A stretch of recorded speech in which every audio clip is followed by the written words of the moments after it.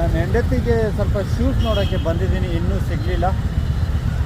ಸುತ್ತಾಡ್ತಾ ಇದ್ದೀನಿ ಈಗ. ನಾಳೆ ಯಾಕೆಂದರೆ ಅಲ್ಲಿ ಹೋಗಬೇಕು, ಹೋಗೋಕ್ಕಿಂತ ಮುಂಚೆ ಅದು ಸಿಗಬೇಕು, ಇಲ್ಲಾಂದರೆ ಮನೆ ಹೋಗ್ಬಿಟ್ಟು ಚೆನ್ನಾಗೇ ಬೈತಾರೆ.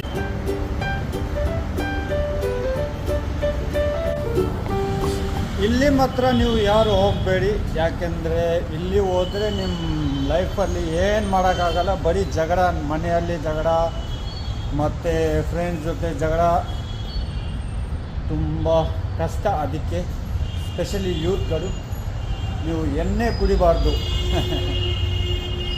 ಜ್ಯೂಸ್ ಕುಡೀರಿ, ಒಳ್ಳೆ ಊಟ ತಿಂಡಿ, ಆದರೆ ಅದು ಕುಡಿಬಾರ್ದು. ಮತ್ತು ಸ್ಮೋಕಿಂಗ್ ಕೂಡ, ಅದು ನಮ್ಮ ಸೆಹತಾಗಿ ಸರಿ ಇರಲ್ಲ.